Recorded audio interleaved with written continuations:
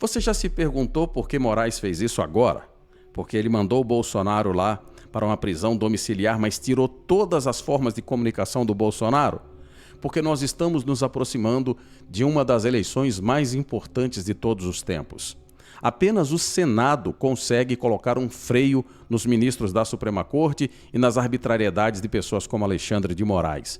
Mas enquanto tiver um Davi Alcolumbre, nada vai mudar, nada vai acontecer. E nós temos chances reais de, esse ano, eleger mais os 2/3 do Senado. E muitos candidatos conservadores de direita espalhados por todo o Brasil têm chances reais de serem eleitos. Imagina se nós tivéssemos aí 54 senadores. Alexandre de Moraes já estaria preso, impeachmentado. Pessoas como Davi Alcolumbre, um sujeito extremamente desprezível como esse, também certamente já estaria preso. Moraes sabe disso. Então, ele usa o Bolsonaro como uma forma de prisão para controlar também que o Bolsonaro possa fazer essas articulações pelo Brasil, possa indicar quem são os senadores, possa negociar, possa tomar decisões. É uma escrotice de tamanho absurdo, é uma imoralidade. Mas tudo isso tem sempre a conivência da imprensa, que trata com certa normalidade, como se tudo isso que o Moraes fizesse e que o Davi Alcolumbre faz diariamente fosse normal. O que você viu nos portais de notícias nas últimas 24 horas foi apenas a superfície.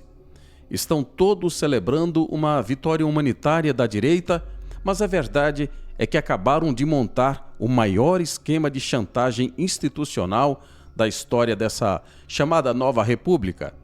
Eu li cada linha das 40 páginas da decisão do ministro Alexandre de Moraes e o que eu encontrei ali não é um benefício de saúde, é um mecanismo de controle remoto sobre a oposição.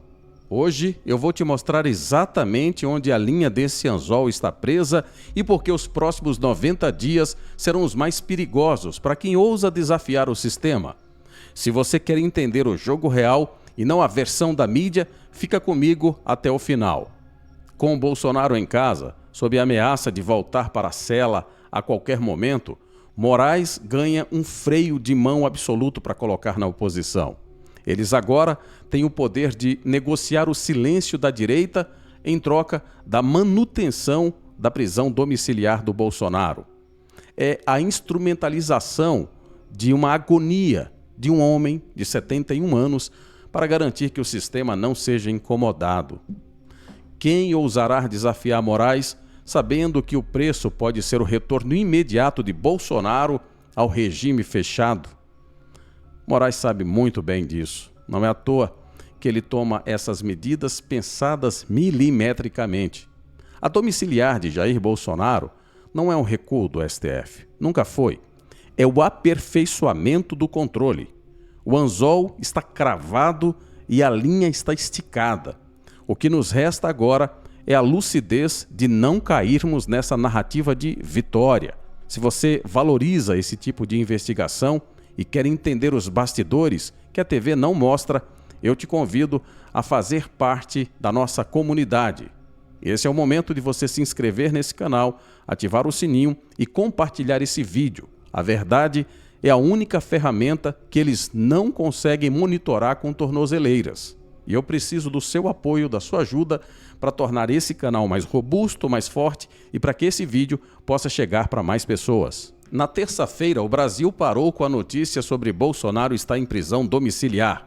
A justificativa: uma broncopneumonia bilateral. O cenário: um ex-presidente debilitado saindo de um hospital direto para o isolamento em casa.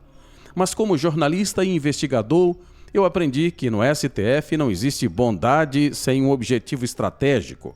Moraes não soltou o Bolsonaro por humanidade, porque agora ele ficou bonzinho. O que Moraes fez foi pescar o Bolsonaro. Ele trocou uma cela de concreto onde Bolsonaro era um Marte por uma sala de estar vigiada, onde ele é uma espécie de refém. E o objetivo é muito claro para mim: usar a vida e a saúde de um líder de massas como moeda de troca para paralisar o país. Para mim é muito transparente o que está acontecendo. Alexandre de Moraes colocou o Bolsonaro na sua prisão domiciliar e colocou regras muito específicas. Bem, se você comparar, por exemplo, com o Lula, você vai perceber a grande diferença de quando ele estava preso. Lula recebia pessoas, fazia política, fazia articulações, movia o mundo inteiro, os seus apoiadores iam lá, mas nada disso vale para o Bolsonaro. Vamos ao primeiro ponto crítico, o prazo de 90 dias. Por que não uma domiciliar definitiva até o julgamento final?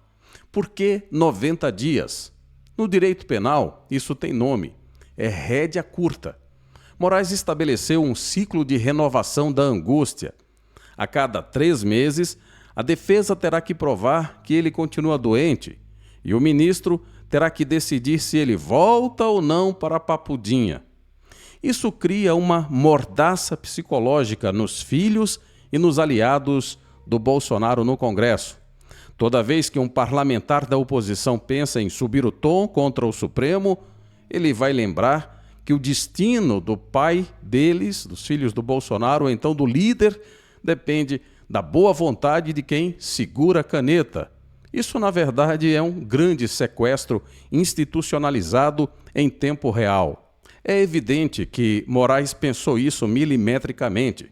Como todo psicopata, ele já pensou nesses 90 dias e já estava evidente na sua cabeça que ele usaria isso como uma espécie de uma pressão, um sequestro psicológico, tanto dos filhos do Bolsonaro como também dos aliados.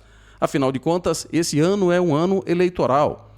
Moraes não deixaria Bolsonaro, com tudo que ele está passando e toda a sua condição, ir para casa, ser bem cuidado e a partir dali poder fazer as suas articulações políticas, poder influenciar a política do Brasil. Moraes quer o Bolsonaro simplesmente invisível, inoperante, sem poder influenciar nada dentro da política brasileira. Isso é o que eles chamam de justiça. Hoje o Bolsonaro tem uma espécie de mordaça invisível. O segundo ponto sórdido dessa decisão é o isolamento total. Bolsonaro está proibido de usar redes sociais, de dar entrevistas e de receber visitas de aliados. Um líder político só existe enquanto ele se comunica com o seu povo. Ao impor essa mordaça, Moraes sabe muito bem o que está fazendo. Está transformando o Bolsonaro em um fantasma. Ele quer que você esqueça a voz do seu líder. Ele quer que o silêncio de Bolsonaro seja interpretado como uma espécie de uma prisão e que ele não tem poder algum. É uma tentativa de matar o político, mantendo o homem vivo, mas vigiado. Moraes tem um fetiche por controle. Ele controla o fluxo da comunicação do Bolsonaro. Ele tem sufocado o Bolsonaro. Embora o Bolsonaro esteja vivo, mas politicamente ele já está morto. Quem controla todas as jogadas, quem controla tudo, é o Alexandre de Moraes.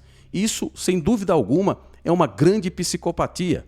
E, se esse país fosse minimamente sério, isso já deveria ter sido colocado um ponto final.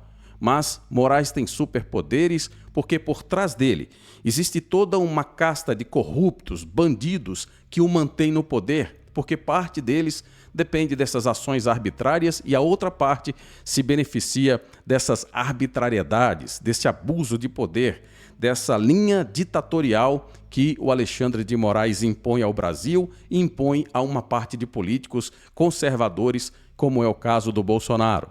Alexandre de Moraes é astuto, ele tem 1 milhão de defeitos, mas ele tem algumas qualidades e ele nunca faz isso simplesmente de forma superficial. Por exemplo, nessa decisão tomada por Moraes, o alvo não pense que ele limita-se única e exclusivamente ao Bolsonaro, e não é. Quando ele sequestra o Bolsonaro, coloca o Bolsonaro dentro de uma prisão domiciliar, ele está dizendo o seguinte: olha, eu tenho todo o controle aqui.